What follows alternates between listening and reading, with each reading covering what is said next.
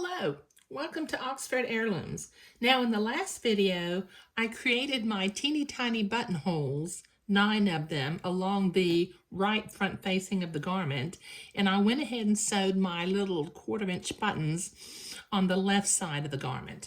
Now as I'm following the directions of the pattern, I've gotten through the facings, and this pattern comes to the armhole, and it tells me to sew the sleeve to the armhole, and then I am supposed to sew the side seam after I have the armhole in place.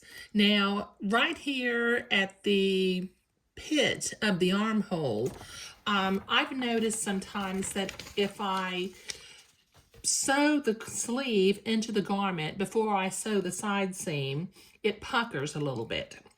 So what I'm going to do is I'm going to go ahead and create French seams along the edge of my garment.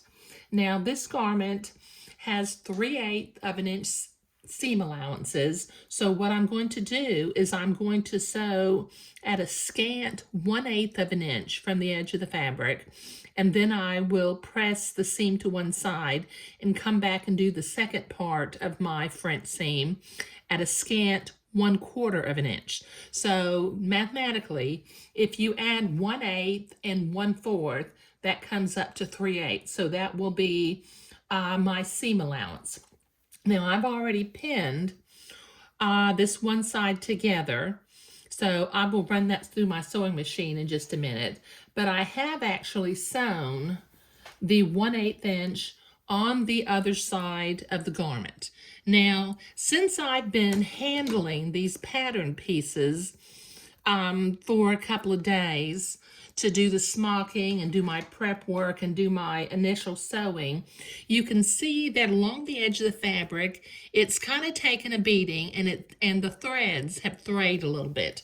So before I sew this, before I iron my seam to one side, I'm going to use my embroidery scissors, and I'm going to trim all of these loose fabrics because I don't want them to show through